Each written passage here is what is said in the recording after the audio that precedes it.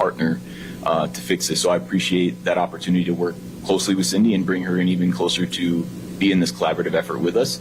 And so yes, we are amenable to that. Well, thank you. I appreciate that. I really do. And I think that at least this is one step towards where we need to be, which is all working together for the safety of the kids in West Virginia. The order that I have right now is a draft, but I want to, in open court, go ahead and talk about what the terms are, just so that we're all clear. I go through some procedural history and make some findings about that. And I make a finding that it is the right of every child in DOHS custody to have a safe and appropriate placement, which I don't think you would disagree with. And that there is a special relationship, the court has a special relationship with juveniles under its jurisdiction. And that is something really for, I guess, JS cases or juvenile offenders. But I think that logically extends here, and that relationship extends to infant respondents in the jurisdiction of this court. And I will appoint the monitor. We'll call it an improvement period for a period of a year. I just like that, at least so that we understand we have some definite time. I go through the order and I say that Director Nugent Hill will be given his use of hotel rooms or other unlicensed facilities or any other data that she needs to accomplish the goal that we all have here, which is improving the system of placement for juvenile respondents. She will collect data, review reports, and meet with DOHS and other related stakeholders. I will leave it to Ms. Nugent Hill and your DOHS department to determine who those stakeholders are. And I think there are a lot. Like I said earlier, I have messages from all over the state, different counties that are trying to do different things in their jurisdiction, and maybe some of them need to be brought to the table.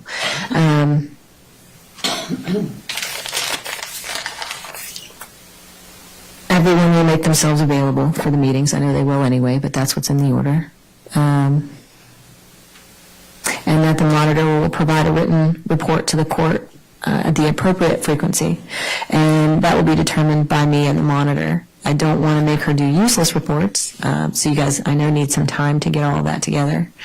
And that the monitor in those reports will include improvements, suggestions for improvements upon the current system of placement of juvenile respondents, with the ultimate goal to being the reduction and elimination of unlicensed placements for children in DOH custody. I will make the monitor's reports open for public inspection when they are made.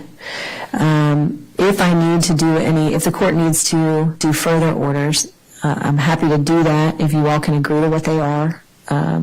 If you can't, any of you can request another hearing on the administrative order, either through the prosecutor's office or Mr. Jackson, and we can sit down and talk about it.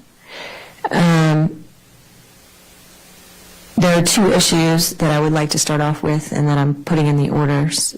The DOHS and the monitor will address the issue of notification to the courts in the event of a suicide attempt or significant mental health event of an infant respondent within its jurisdiction. I know right now the rule is 48 hours within the policy. I'd like it to be 24, but you all will have to I can order that, but that may not be possible. So I'm not trying to make you all do the impossible. But at least to identify whatever the system is and what way to make sure that that information gets out to the people who need it. The other area, and this is not the only thing I want you all to look at, but these are the two things I'm interested in right now, and you all can expand it to what you want it to be, but also solutions for identifying kinship and fictive kinship and removal of juvenile respondents, better ways to do that. I do not expect the DOHS to pay for the costs associated with the monitor. I think that will be worked out, and that is not something that will be on DOHS. And the other thing, actually, that's not in this order that I forgot about when I did this draft was the analysis of information of how the shelter beds are being used. because I think that might help with emergency placements and identifying those kids that are staying in shelters longer than they need to, and why that is. Do you have any questions, Mr. Mayor? I do not, Your Honor. No, I appreciate it. All right. Again, I really appreciate you being here and you being willing to cooperate with the court, and for you allowing the court to set some parameters around all this, because from what I can tell, this is really the only way right now. If there was another way to do it, I would have figured it out and done it. In fact, if there was a way to deal with all of this and solve this problem, I would have done it the first day on my on the bench. But every year, this problem gets bigger and bigger. Ms. Victor, do you have any questions?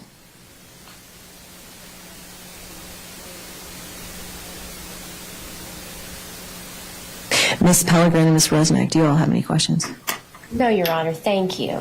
And Ms. Pellegrin, I'm sorry, I know that you have sick children and are sick yourself, so I appreciate you being here, but I'm sorry that you felt it necessary to come in, because I would have given you a break on that. Thank you, Your Honor. All right. Thank you all very much. I appreciate it. Thank you, Judge. And I'll get the order out probably in an hour or an hour and a half, okay?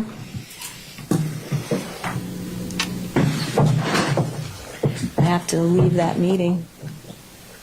There.